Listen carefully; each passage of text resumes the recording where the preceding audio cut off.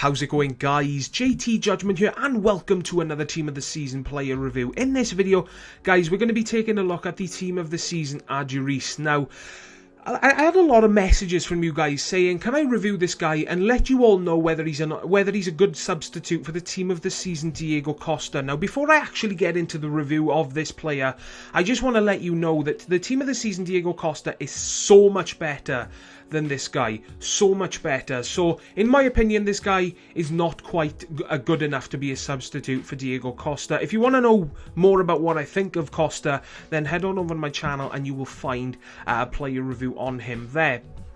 But in this video, we're going to be taking a look at Aduriz. Now, when it comes to reviewing this guy, I found it very easy to point out his pluses and minuses, because when it comes to his positives, I really didn't find that many, you know?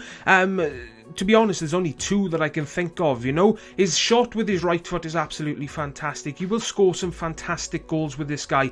I did. They're in this video, and this is what his shot is like. He's shot from pretty much all distances. Is fantastic. The best part of his shooting that I found, though, guys, is his finesse shots. If you like taking finesse shots, then this guy is definitely a player that you're going to want to try out.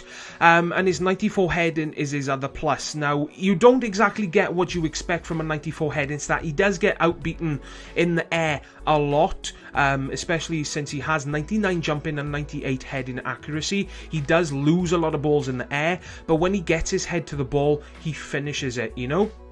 So if you like running down the wing and crossing, then Aduriz is definitely a player that you're going to want to at least consider. But on the downside of that, the boy's work rates do suck for a striker, so you need to keep that in mind, that he's not always going to be in position if you do like to run down the wing and cross. He has medium attacking work rate and high defensive work rate, so those work rates do suck for a striker, meaning he's going to be pulling back quite a lot, so he's not going to always be in the position that you need him to be in if you are someone that likes running down the wing and crossing. So that's pretty much the only pluses that I found with him. You know, his shot with his right foot is fantastic, and he's pretty awesome in the air.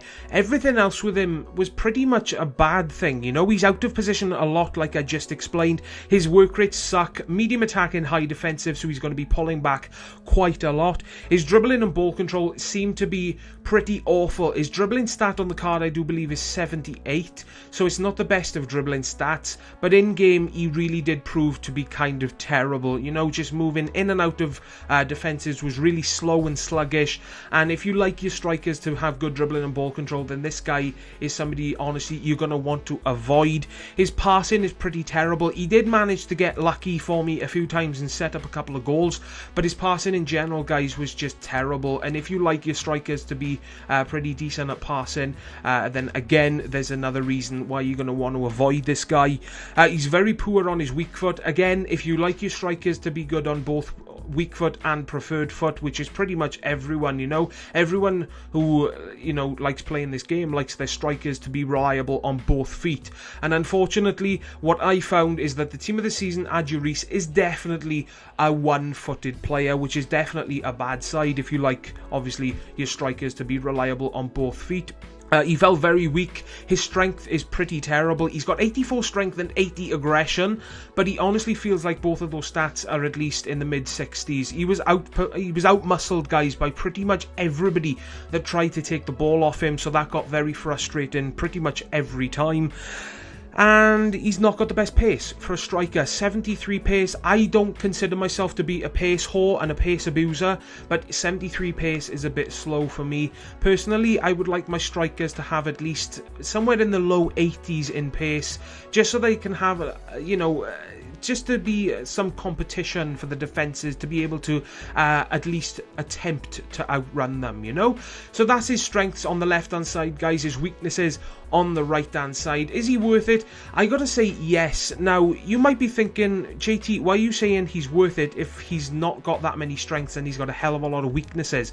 I'm saying he's worth it simply due to the fact that this guy goes for a hell of a lot less than I thought he went for. You know, I bought him for around the 20,000 coin mark, and I sold him for around the 30,000 coin mark. Anything more than 30k, I gotta say that this guy is not worth it. You can get yourself the non-informed Diego Costa defender who is much better than this guy. Looking at Spanish strikers, honestly, Torres is better than this guy for me. So if you have the coins, then pick him up and try him for yourself. The guy might suit you a hell of a lot more than he suited me. But in my opinion, I gotta say, he's not worth more than 30,000 coins. But guys, anything more than 30k, I would say this guy is not worth it. But seeing as this guy is going for around the 30k mark, I gotta say he's worth a pickup. He does okay for that price. And that's going to wrap up this video, guys. I hope you enjoyed this video. As always, if you did, leave a like. It really, really does help. And also subscribe today for more player reviews to come in the future. And as always from me, guys, please take care. And I will see you all next time. Ta-da, guys.